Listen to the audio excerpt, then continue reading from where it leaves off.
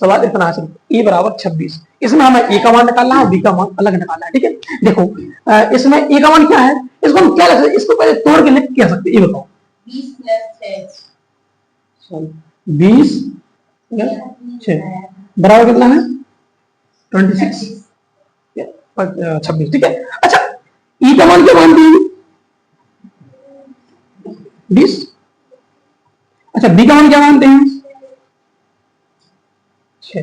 बस समझ लो, रख दो सर्फ समीकरण डायरेक्ट। सर्फ समीकरण हमारे पास क्या है, ए प्लस बी का होल स्क्वायर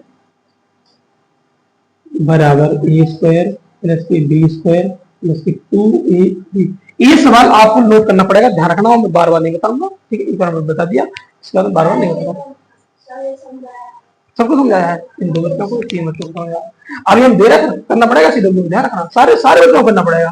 तुम थोड़े हटके हो, तुमको नहीं आएगा। ठीक है, और बात होगी, सारे बच्चों को करना पड़ेगा। देखो इस सर्फ समीकरण को फॉर्मूला रखना है, सर्फ समीकरण यही है। बताओ ए का मान क्या है 20 प्लस जैसे कहते हैं साहब, बी का मान क्या है हमारे पास 6, दोनों का क्या होल स्क्वायर है इक्वल। अच्छा ए का मान क्या है, बी का मान क्या है 20 का भर होगा कि नहीं होगा, ये बताओ। होगा, हाँ। बी का मान क्या है 6 प्लस 2 गुणा ए का मान क्या है, बी का मान क्या है। यहां पर समझ आया कि नहीं आया, ये बताओ। हमने सिर्फ यहां पर सॉल्व नहीं किया, हमने क्या रखा, मान रखा है। सर्व समीकरण में मान रखा सर, तो बेटा समझ आ रही है बस।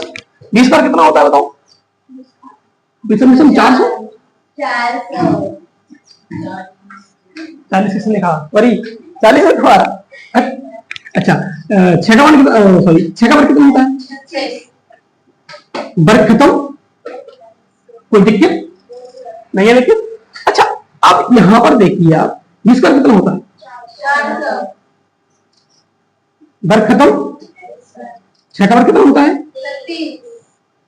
प्लस जैसे कहते साहब, इसका जी मल्टीप्लाई में है, मतलब गुणा में है, संख्या है, पहले गुणा करने की। अच्छा 20 छक्का, चाहे 20 का इसमें कर लो, चाहे 6 का इसमें कर लो, बात दो बराबर है। चाहे देखो एक बात का ध्यान किया करो, अगर नॉर्मली अगर गुणा हो तो फिर इस साइड से किया है, एक मिनट नॉर्मली अगर गुणा हो तो इस साइड से किया जाता है, और अगर बीच में अगर कोई सूत्र में मान रख रहे हो तो फिर चाहे तुम गुणा जाता से कर दो, चाहे जाता से कर दो, चाहे बीच में कर दो, आंसर वही का हो जाएगा।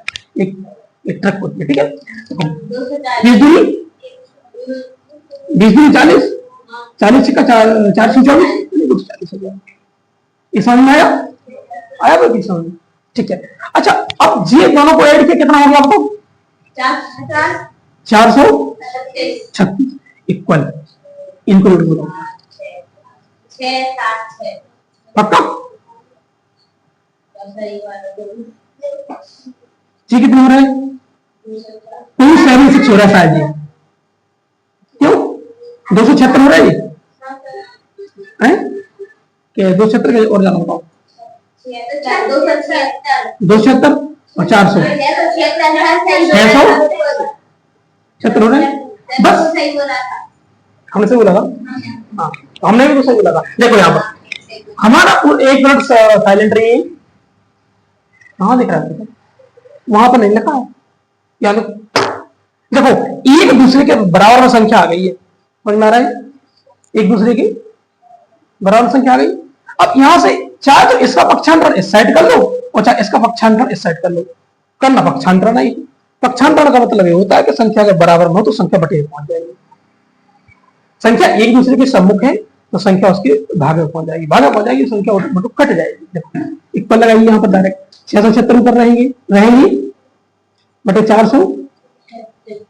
अभी बताओ दोनों सम संख्या है, दोनों सम संख्या है, यहाँ पर करना है, यहाँ पर करना है, इक्वल लगाइए तो कितना है 676 बटे 436, 2 से काटो, 2 तिया 6, 2 दूनी क्यों कर दूं कि ऐड होगा, हाँ 2 तिया 1 बचा, 2 अट्ठे 2 दूनी 4, 1 कम 2 अट्ठे, ये संख्या पूरी कट गई, कट का सकेगा ऐसे कट गई, 2 से कट गई है। अच्छा जब 2 से जब कट गई है और शायद अभी भी क्रॉस होगी, 338 बटे में कितना है 218, 8 गुना है इसको, 2 से काटो, 2 एकम 2, 0, 2 नंबर 18, 0 क्यों लगा दिए क्योंकि 2 संख्या भाग दी है आपको, समझ में आ रहा है। अच्छा 2 एकम 2, 2 6 12, 2 9, ये भी कट गया, ये समझ में आया क्या नहीं आया, सिर्फ 2 से काटा, 7 में समझ में आया। हाँ तो 12, चलिए इसके बाद अगला देखो 169 बटे 109, एक कट रहा है क्या, नहीं कट रहा है। देखो दोनों विषम परिस्थिति में संख्या पड़ोगी, नहीं कटेगी, ठीक है। ये आपको अब आप लोग एक बार ये बता दीजिए, ये सवाल समझ में किसी को हम उसको दोबारा बता देंगे, लेकिन हम सवाल दे रहे हैं। अब आपको सारे बच्चों को एक साथ करना पड़ेगा, सिर्फ वो उसको नहीं आया होगा, मुझे पता है। बताइए, अभी भी जिसको समझ में नहीं आया है तो आप बता सकते हैं, मैं आपको एक बार नहीं 2 बार बता सकता हूँ, लेकिन जब हम करने को